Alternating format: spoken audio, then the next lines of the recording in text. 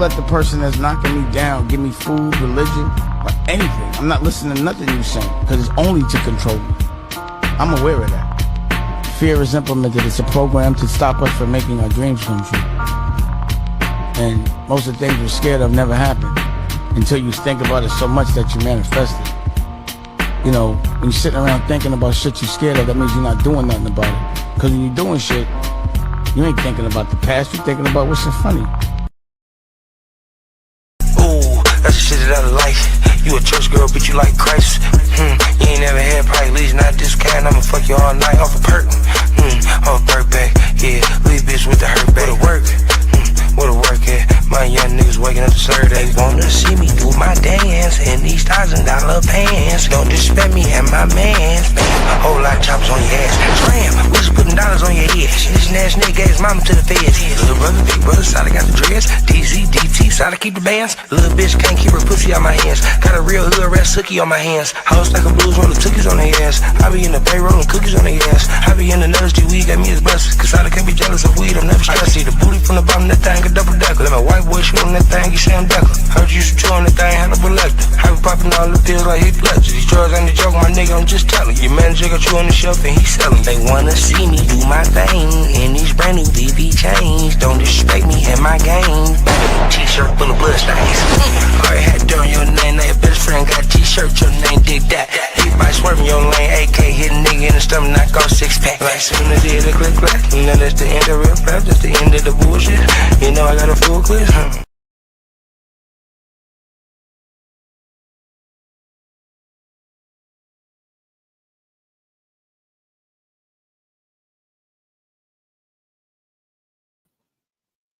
Salute, man. Try to pick up where I left off, man, with this shit, huh? Yes, sir. But first off, man, we gonna get into this breaking news real quick, man, cause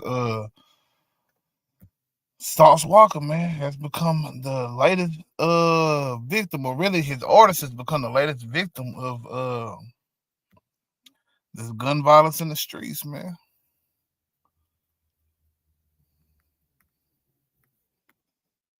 Let's get to it, man.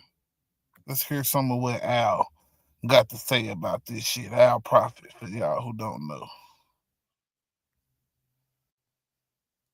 Sauce Walker shot outside of the FedEx Forum or FedEx venue in Memphis with his artist Say So P. Say So P is out of here. What's going on, my TSL Memphis shit? Where we at though? Say So P, man. Right now, So P. I thought it was you already rap niggas don't come. Say so. Sauce Walker is in critical, but they say he's gonna make it.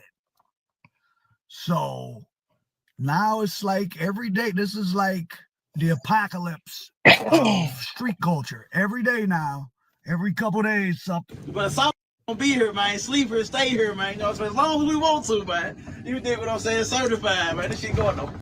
Sauce Walker rose to prominence out of Houston, rapping about, well, first he was on that early drink wave, and then he rose in the pimp hop type of genre, and he's been outspoken the last several years, especially starting with during pandemic, about how he transitioned into, well, he uses his rap to promote and get girls that he has on OnlyFans. It's just simple as that. And he talks about it all the time and how he makes $1 million a month or something. And even if he's exaggerating, he makes a lot because he shows his house and his lifestyle. And, you know, some of those OnlyFans women make a lot of money. I think he had like a thick snow bunny. I think he got her pregnant, and that was his big, like, she supposedly made a couple million herself.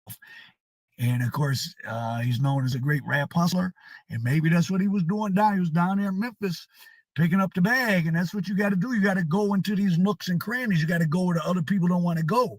Memphis is a big market for black music, but it's a place people don't really want to go, because think about, Memphis is probably one of the places, probably like Memphis, St. Louis, New Orleans, because the other grimy places, Detroit, Chicago especially, LA, New York, you know, they're still part of bigger metro areas where you can, Houston, where he's from, there's bad areas, but there's other stuff.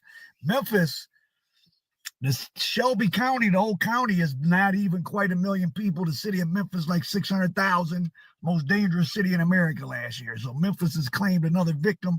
Say So P, a Memphis native, rapped about pimp stuff, piecing together from watching his music videos and interviews. He did an interview with Sharp from No Jumper, maybe like right when he got signed about 2 years ago. He never really made much noise, but Sauce Walker has him music videos on Sauce Walker's YouTube page. He never quite caught, but he was interviewed by Sharp for being a PIMP, and being signed to Sauce Walker was just one of the anecdotes. So, get a little air in here. So Sauce Walker, as far as we know now, is going to be all right. But his artist, Say So P, the family saying Sauce Walker was not the target. Say So P was popping it real good about what he can do. Say people scared to say we stand there as long as we want. So maybe somebody saw that and decided to, you know, I'm sure we'll find out something about this, but Memphis is really dangerous. Memphis. Yeah, Memphis is dangerous.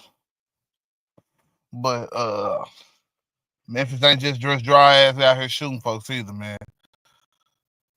Shit, I done been to Memphis before, man.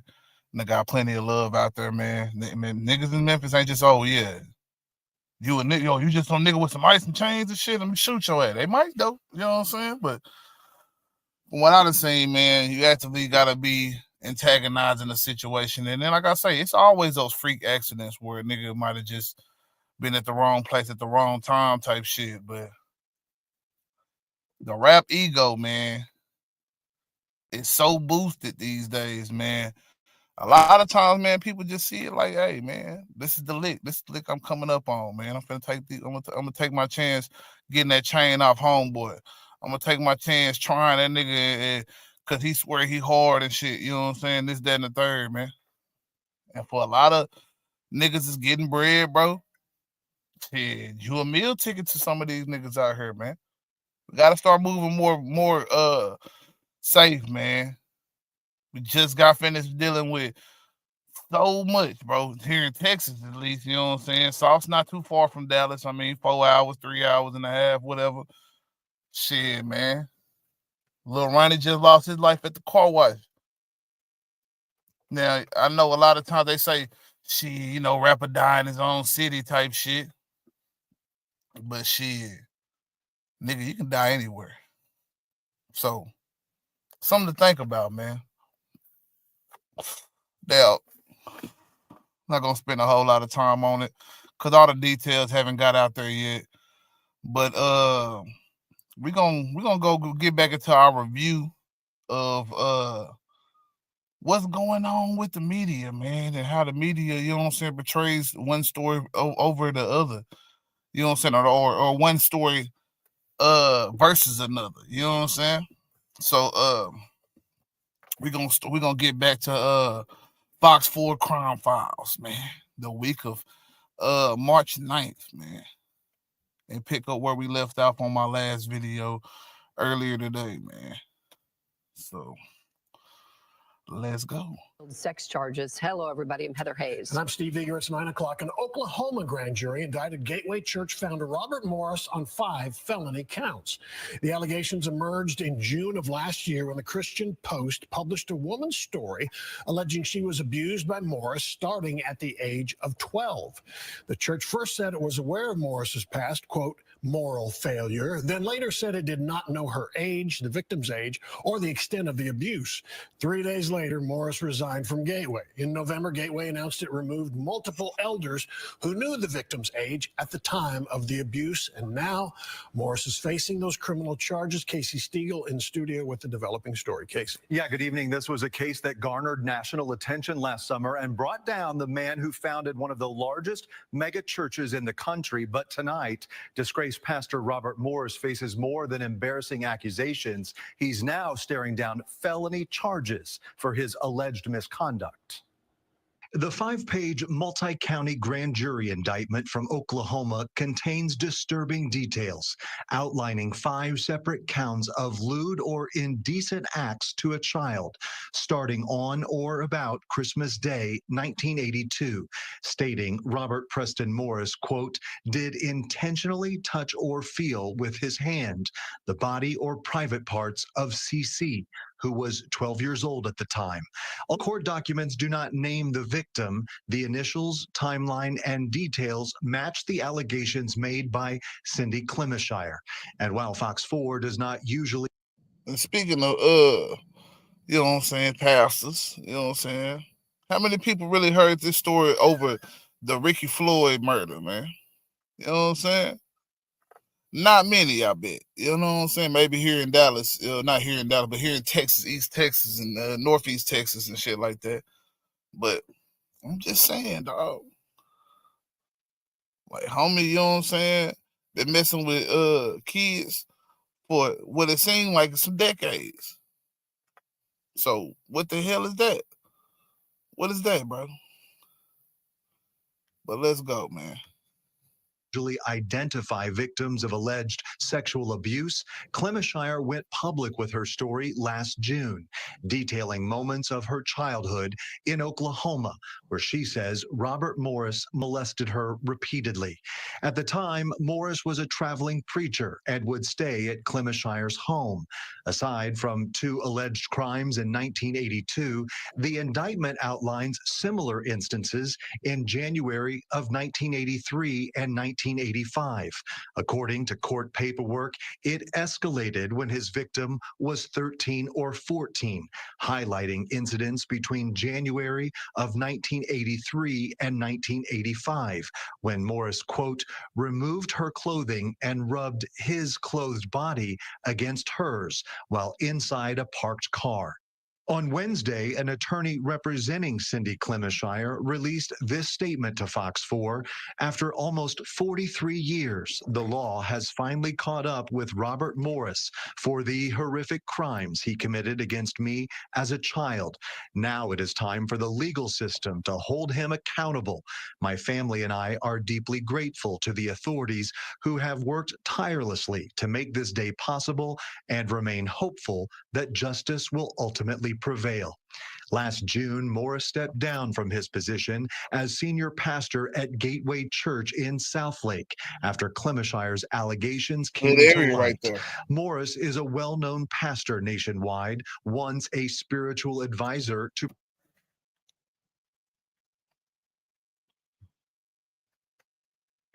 of 1983 and 1985, when Morris, quote, removed her clothing and rubbed his clothed body against hers while inside a parked car. On Wednesday, an attorney representing Cindy Clemishire released this statement to Fox 4. After almost 43 years, the law has finally caught up with Robert Morris for the horrific crimes he committed against me as a child. Now it is time for the legal system to hold him accountable. My family and I are deeply grateful to the authorities who have worked tirelessly to make this day possible and remain hopeful that justice will ultimately prevail. Last June, Morris stepped down from his position as senior pastor at Gateway Church in Southlake after Clemishire's allegations came to light. Morris is a well-known pastor nationwide, once a spiritual advisor to President Trump. A representative from Gateway had this to say in light of the breaking developments. We are aware of the actions being taken by the legal authorities in Oklahoma and are grateful for the work of the justice system in holding abusers accountable for their actions. We continue to pray for Cindy Clemishire and her family, for the members and staff of Gateway Church, and for all of those impacted by this terrible situation. So why all of these years later? Well, the Oklahoma Attorney General says that the statute of limitations did actually not apply to this case because the accused has never been a resident of that state. Today, we called numbers believed to be registered to Robert Morris, but nobody answered the line. Fox 4 left a voicemail, but have not received a response or any calls back. And Fox 4 obtained new details about the shooting at a Forest Hill car wash that killed a father and his 5-year-old daughter. Both suspects are in custody for capital murder after that shooting 1 week ago today. Fox 4's Dion Anglin is live with what those court documents reveal. Dion? Other Hannah, disturbing details from court documents today, yet still no clear motive has been laid out. Adonis Robinson, arrested in Polk County on Thursday, is now in the Tarrant County Jail. On Friday, 21-year-old Jacoby Russell was also booked into the jail.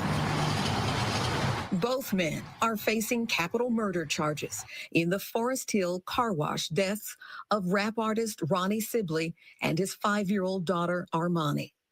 Court documents in the case include an arrest affidavit for Robinson. And while it does not reflect a motive in the ambush killing, it does include details that played out a week ago. It indicates Sibley was vacuuming his car when two men got out of a 2016 white Kia Rio. It states the suspects were armed with an assault-style rifle and handguns. Investigators describe how they approached Sibley and immediately opened fire. And they continued to fire and chase Sibley as he tried to run and get away. The document reveals Sibley's 5-year-old daughter, while in the front passenger seat of his vehicle, was struck and killed by those flying bullets. Further information indicates Fort Worth police located the white Kia Rio at an apartment complex, and surveillance video obtained shows two men dressed identical to the suspects arriving a few minutes after the fatal shooting. They park the car, get out, and toss objects into a grassy field before going into an apartment. It was Robinson's girlfriend, according to the affidavit, who identified him. She was seen driving away in the vehicle. Police stopped her and brought her in for questioning, where she told investigators Robinson borrowed the car after dropping her off at work, then called her later, provided the location of the vehicle, and told her to come pick the vehicle up because something had happened. Police say Robinson's Texas identification card was located inside the white Kia. Man, hold on. Now, court information shows You're gonna get a whip back to your baby mama after you done did all that shit, man. You were better off telling her exactly what you did and trying to get rid of the car. Goofy shit, man. Little niggas do not know what the hell they be doing, man. Just out here doing shit, man. And now baby gotta die in the process, man. shows Jacoby Russell is being held on a bond or a bond set at $1.5 million, and Robinson is being held with no bond. Court documents say a man armed with a gun in a stolen vehicle led police on a chase shortly after shooting his girlfriend, shooting and killing her.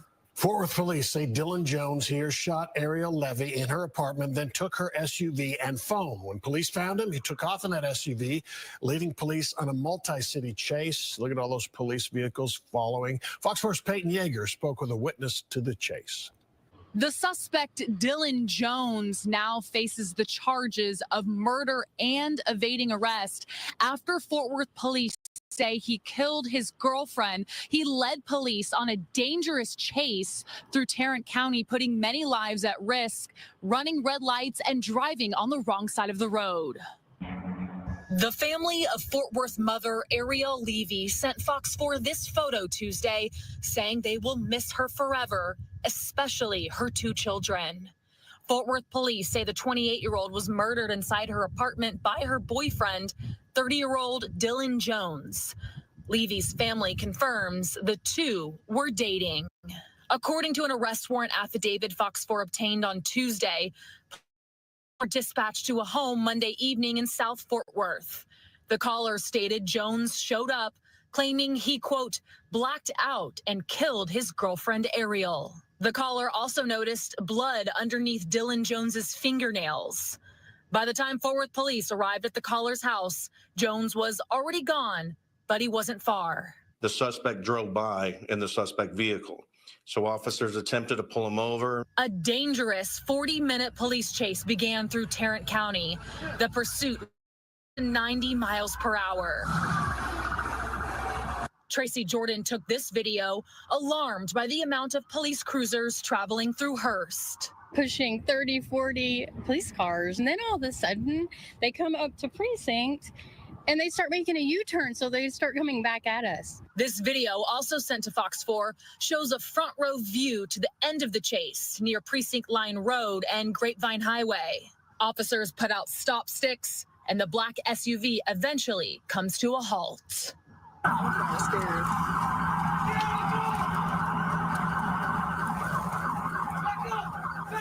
Police used a taser and took Jones into custody. Levy's cell phone was found inside her vehicle, along with a handgun. Detectives also observed what appeared to be dried blood under Jones's fingernails. And while the chaos played out in Hearst, Fort Worth police officers made the grim discovery at the couple's complex near Highway 287 and Blue Mound Road. This photo shows where officers broke into the apartment. Levy was found lying in the bedroom with a gunshot wound. Fort Worth police also say they found a shell casing lying next to Levy that matched the weapon that was found on Jones when he was arrested. Meanwhile, Fort Worth Homicide will continue to investigate the motive in this murder. A McKinney police K-9 died today during a SWAT standoff that ended with police opening fire on an armed man in a hotel room. It happened late this afternoon at a Red Roof Inn off of Highway 75. Police initially responded to a woman shot at the motel. The suspect hid in a room leading to the standoff. That ended with an exchange of gunfire and both the K-9 and the suspect killed. Fox 4's Casey Stiegel is live in McKinney with the update. Casey. Yeah, Clarice, this was all very wild. The yellow crime scene tape has now come down. The shooting happened right in this parking lot where we're standing. I'm going to hop out of the way and let you take a live look. Eyewitnesses tell me that the suspect was staying in one of those motel rooms over there to the right-hand side of your screen. McKinney police responded to this very Red Roof Inn motel off of Interstate 75 around 2:45 this afternoon after reports of shots fired. Witnesses say a woman drove up in an SUV when a man opened fire on her vehicle. She was hit, and the 52-year-old was taken to an area hospital in stable condition. Sky 4 video shows SWAT teams moving in after cops say the gunman barricaded himself in a room and threatened to shoot even more people. According to investigators, the man finally emerged from his room and began walking away from officers down a staircase. So they deployed a K-9 to help apprehend him. At that time, McKinney police say the suspect showed a gun and shot the dog. Officers returned fire, killing the suspect, who has not been identified. Now, they rushed the McKinney police K-9 named Ozzy to a nearby animal clinic. You can see from this Sky 4 video, officers saluted the flag-draped stretcher as the animal was taken inside, but Ozzy did not survive. Meantime, those who saw all this go down today are shaken. So when I heard the gunshots, I just came over here to make sure everybody was okay. When I got up here, I saw the police and I saw my sister running. So I drove over, and I got them in the car. It's traumatizing, especially for the kids, us still having to stay right there. And then the dog got killed in front of our door. So it's really traumatizing for all of us. So the motive for all of this remains unclear. How or if the suspect even knew the victim. At this point, the Texas Rangers have taken over the investigation. Gunfire erupted at an Arlington apartment complex and a stray bullet hit a 13-year-old girl who was sleeping in her home. The evidence of the shootout is extensive. Bullet holes in buildings and car windows smashed. Police are still looking for the people responsible. The girl did not suffer life-threatening injuries. Fox 4's Peyton Yeager spoke with neighbors and is live tonight with more. Peyton. Hi, Steve. And the family of the 13-year-old girl tells me she was shot while she was in bed early this morning. They tell me she was shot in the arm.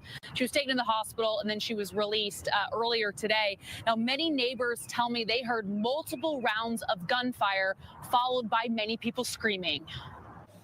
On the other side of this first-floor window was where a 13-year-old went to sleep. Arlington police say a stray bullet struck the innocent teenager inside her apartment during an overnight parking lot shootout. The girl was rushed to the hospital by family. Her family tells Fox 4 she was released just hours later. The gunfire woke up tenants at the Arbrook Park Apartments near Interstate 20 and South Collins Street. Oh, and there's still cop cars coming through. Like, cop cars keep coming through and going over there. Arlington police were called out just after 2 a.m. Monday. Investigators believe two groups exchanged gunfire inside the complex. Fox 4 asked police if the shooting is related to gang activity. Right now, they aren't ruling it out. When I came out this morning, I saw tape. John Kelly's apartment was marked off by crime scene tape. At least two bullets barely missed his apartment window. One on the wall, another on the railing. But the bullets sprayed in multiple directions.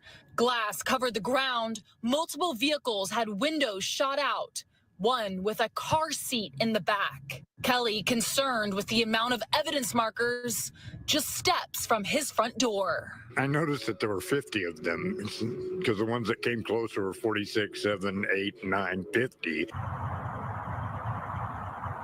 The teenager's family did not want to go on camera this evening. They tell me they just want the suspects arrested.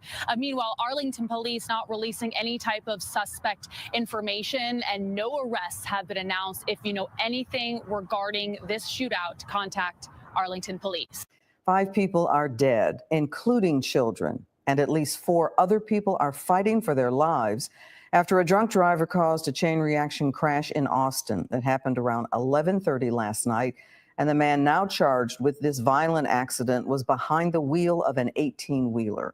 Fox 4 Sean Rabb in the newsroom with the story. Sean. A sad, sad story, Clarice. That big rig driver in the Travis County Jail facing a host of charges, and he had a court date for a speeding ticket in North Texas next week.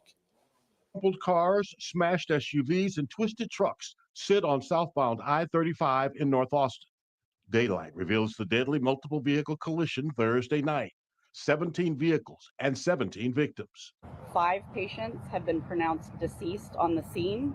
That includes 3 adults, 1 child, and 1 infant. 11 others transported to several Austin area hospitals. 4 adults with critical life-threatening injuries. 1 child with potentially life-threatening injuries as well. The accident scene spread over 1/10 of a mile along the interstate. Some had to be cut out of their vehicles. Krista Castro says her husband tried to get out of the way, but was hit from behind and knocked into the car in front of them. The couple traveling from Dallas to Mexico with minor injuries. Un tráiler que está allá, el de Amazon. Castro said there was an Amazon semi-trailer that came through, crashing into everything, everyone, and we couldn't tell if he had brakes or not.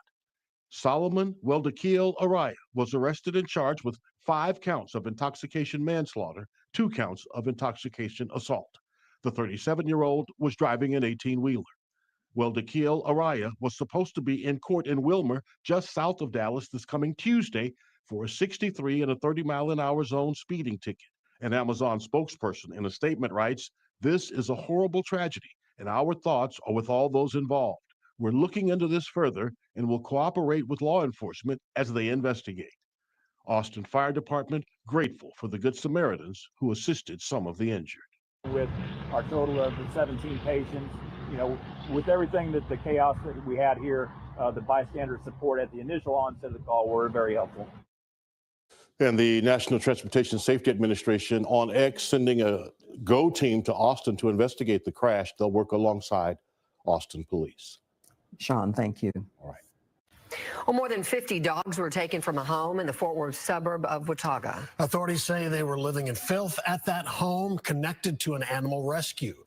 Some were also found malnourished. A criminal investigation is now underway and charges could come soon. Fox 4's David Santendry spoke with a neighbor who saw this whole incident that led police to discover the animals. David? Yeah, this is an animal cruelty investigation, and while no one has been arrested at this point in time, the chief of police says he fully expects charges to be coming. I mean, it sounded like a dog fight, and I could tell pretty quickly it was coming from this house behind me. Mark Mosley says he never noticed anything unusual from his neighbor's home prior to March 1st. It sounded like a pack of dogs going after somebody or something. The day he recalls seeing a woman running from the home in distress. And it wasn't 30 seconds later that I could hear sirens in the distance. Watauga Police Department says an adult was severely bitten by a dog. Animal Services removed that dog, but Mosley flabbergasted to find out how many dogs were living inside. I had no idea that there were any Rottweilers in that house at all. There were never any indications of anything like that. Nearly 50 Rottweilers and several other pets inside the home. So what's really amazing is that from outside the house, you would never know that anything unusual was going on at this location. When officers went inside the house, however, they saw an entirely different scene. Watauga Police Department says some kennels were covered in feces and urine, inches deep. Dogs were abnormally thin and weak due to lack of food. The conditions that the animals were being held in were some of the worst that my animal services people had ever seen. The department says the home is associated with an animal rescue named Arati Rescue. A criminal investigation ongoing. As of now, no arrests made, but the chief is confident charges will be filed. Everywhere that you could imagine a dog kennel being stuffed, there was a dog kennel. I was disgusted when I saw those photos. Mosley had no idea an animal rescue was next door. Obviously, they must have known a thing or two about, keeping dogs, if not necessarily taking care of them. A dog owner himself, he wishes he would have known sooner to call for help. I can't imagine how long they're covering these animal stories. And police say that suspect. If you watched my other video and this video, one thing that I can say, because I haven't really been able to see a lot of racial bias one way or the other. I'm gonna keep it 100. You know what I'm saying? It's been a little bit for the black side. It's been a little bit for the white side. So I ain't gonna lie. My theory so far, it ain't been really looking like it's panning out. At least not in these videos that I've shown so far on my last video and on this video. And but one thing that I have seen clearly is how much they've shown the care of animals over the people who've actually died. And they covered a lot of death out of these two videos that I've shown. We're only in 30 minutes right now, you know what I'm saying? So it's gonna be plenty more. It's something to peep out.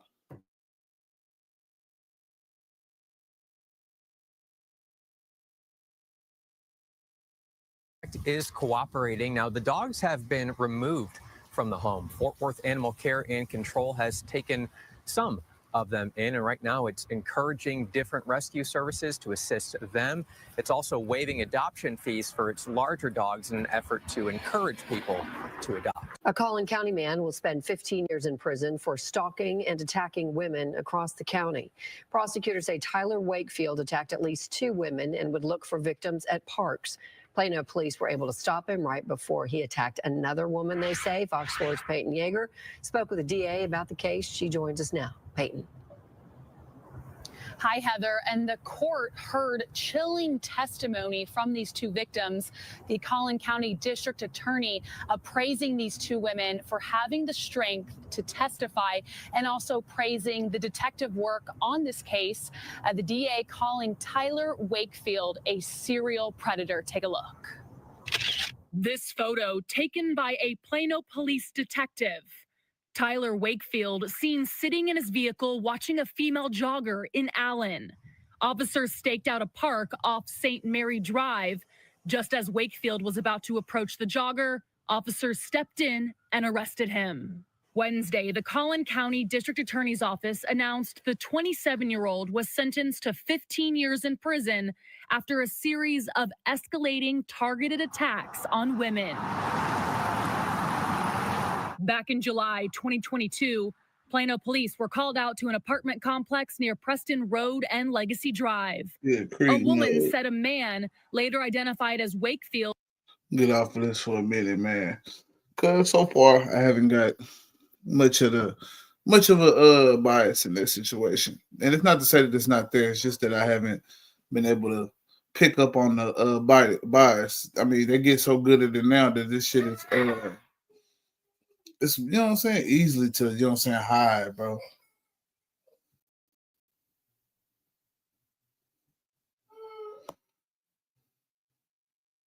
As you can see, it's a lot going on right now. So most definitely gotta peep that shit. Hold on, man. Let me go ahead and go back to that. I need to find the one for this week real quick, man.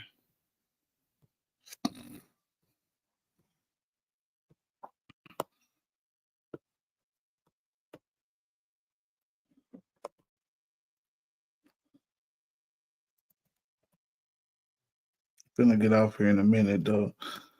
Shit.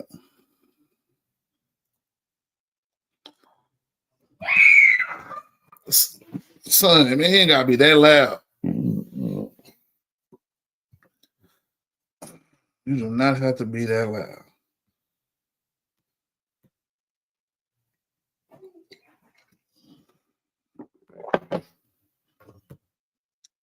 I want to get into a little bit of the one from this week, crime files from this week, because we've seen a lot of the crime files from the last 2 Dallas weeks. police say in a matter of hours, an armed man robbed a bank, stole or carjacked 7 vehicles, and caused chaos across multiple jurisdictions. Good evening, I'm Steve Eager. We're going to show you a map of the crime spree that spanned parts of Dallas, Irving, Farmers Branch, and Coppell that ended late last night. Among the victims, a parent and their child, a school principal, and multiple other drivers and vehicle owners. A little more than 3 miles from that spot, he wrecked, then forced a before he crashed again. He faces a slew of charges. According to investigators, he committed at least 14 violent felonies in the span of a arrest warrant affidavit. He had about $115 on him at the time he was booked. Steve? Yeah, Robert. That's Casey Steve. That was complicated, Casey. Thanks for making it clear for us. Appreciate it. Don't make no sense to me. The founder and former senior pastor of Gateway Church was booked into jail in Oklahoma. He will face criminal charges for child abuse dating back to the 1980s. Good evening, I'm Clarice Tinsley. Robert Morris is facing multiple charges for lewd acts on a child. Fox 4 Stephen Dial is live with more. Stephen. Clarice, as you mentioned, the alleged crime happened in the early 80s, and now decades later, the former megachurch pastor is facing criminal charges of sexual acts against a child. Last summer, Robert Morris stepped down as senior pastor of Gateway Church in Southlake, part of a multi-city church network with tens of thousands of worshipers that Morris founded a quarter of a century ago. Monday, he was booked into the Osage County Jail in Oklahoma, days after being indicted on charges of lewd acts to a child. The 63-year-old former pastor was released on a $50,000 bond. States implemented things called statute of limitations, which are dates after which a person cannot be prosecuted for a crime. We asked former Dallas County Assistant District Attorney Russell Wilson why criminal charges can still be brought in a case like this. The alleged abuse dates back to Christmas of 1982. Court documents say Robert Morris, quote, did intentionally touch or feel with his hand the body or private parts of CC, who was 12 years old at the time. CC is Sydney Clemishire, who went public with her story last year. In a statement, her attorney said it is time for the legal system to hold Morris accountable. Clemishire detailed a time in Oklahoma where she says, quote, Morris molested her repeatedly between 1982 and 1985. At the time, Morris was a traveling preacher and would stay at Clemenshire's home. Wilson explained how for this type of crime, there is no statute of limitation because Morris no longer lives in Oklahoma. That was to give law enforcement a fair opportunity to seize the person, if you will, or to look for them, but also to balance the need for the person to be able to defend themselves. Morris's attorney told the Associated Press he anticipates he will enter for child abuse investigation. 2 educators are charged with abusing a special needs student, and the superintendent is charged with failing to report it. The district held a special board meeting today that quickly got heated, and Fox 4's Dion Anglin has the story about that meeting. Dion. Hi there, Steve. An emotional meeting today between parents and the Millsap ISD board. Calls demanding the firing of the superintendent, for now having to wait until at least Monday. The parents should have been the first to know, yet they were left in the dark. From the moment it began. As a mother, I trusted the school system to protect my child and ensure his safety. Through an executive session and beyond. We're wasting time by not adding it all so we can get answers quicker. Emotions were on display at a Millsap ISD special called meeting Friday. An action to be placed on the agenda to hire outside an investigator that has not been involved in this case at all. The meeting subject, next steps in a classroom child abuse investigation. 3 district employees, including the superintendent, were arrested in wake of a video that shows a teacher and teacher's aide mistreating 10-year-old Alex Cornelius. Special ed teacher Jennifer Dale and paraprofessional Paxton Bean are charged with official. Now, why is this a bigger story? We talking about the Department of Education and shit, you know what I'm saying? We talking about the, you know what I'm saying, the fact that they're taking the funding away. But we also need to be talking about this because this has been a problem way before the funding situation, man. You know what I'm saying? Teachers not giving a damn about the special needs, not giving a damn about anybody outside of who they see fit, who they like. School is another version of just a big popularity contest a lot of times, even when it comes to the teacher. And it's not always about your intelligence. Just saying, man.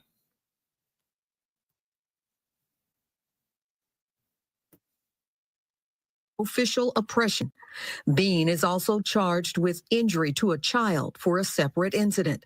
Superintendent Marie Edie Martin is charged with failing to report the alleged child abuse.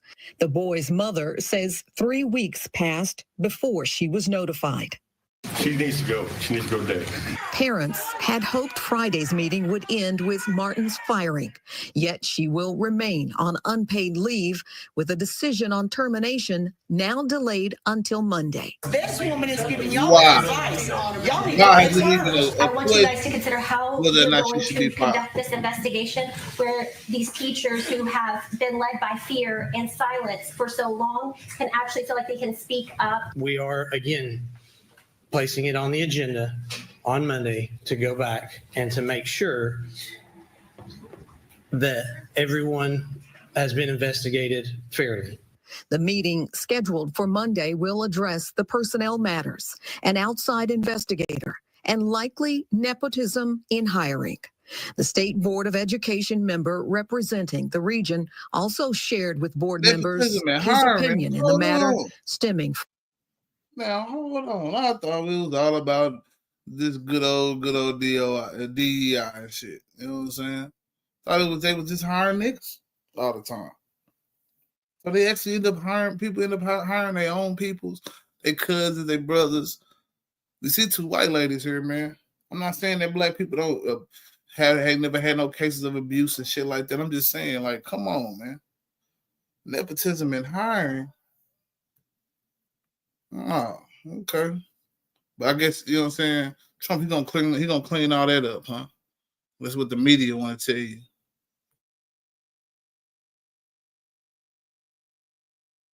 From the video that includes disturbing and criminal classroom behavior. If you would have reached out to those parents, you would have the facts and information. I know your investigation will not have been complete yet, but you would have the facts and information to know that you shouldn't come out with a statement defending your superintendent. You would have had enough information to know that. Now, another issue discussed at today's meeting, the future consideration for having cameras in all special education classrooms throughout the district. That's the very latest live. Steve, back to you. All right, Dion England back from Millsap. Dion, thanks. Hi, good evening, everybody. I'm Steve Eager. Dallas rapper Marquise Conway, who goes by the name Yella Beezy, was arrested and charged for a murder for hire scheme. He was arrested earlier this week, connected to the 2020 murder of another rapper. Fox 4's Stephen Dahl is in the newsroom with more. Stephen. Steve, the murder victim back in 2020 was Melvin Noble, who went by Mo3. Noble was killed in an ambush-style shooting during the day while he was on I-35 in Dallas. Investigators identified Kewan Dontrell White as the shooter in that crime. White is currently serving 9 years in prison for a firearm charge connected to the shooting. Conway, who goes by Yella Beezy, is accused of hiring White to kill Noble. All right, Steve, what's the backstory on this? What are prosecutors saying about a motive for this hit on Noble? Yeah, so we've requested court documents outlining the claims by investigators to arrest Conway. We usually are able to get an arrest warrant affidavit. That's where we get a summary of the evidence in the case, but because this case was a grand jury referral, we don't have access to that information. So exactly how Conway is linked to the murder for hire plot is unknown, but it was strong enough information for the grand jury. Got it. So the murder or hit was almost 5 years ago. What's Now, how the Conway's current news status? don't got So this last check, information, jail records show that. but all the YouTubers and all that shit got it. Is this the media manipulation that they playing with us, bro? Because I could have sworn niggas was circulating a damn arrest warrant, right? So how the fuck they ain't got it? I found it odd when I looked at the video earlier on my last time. We watched the same video on the last video earlier today. I find that odd, man. Hold on right quick, man. I might have to end this live.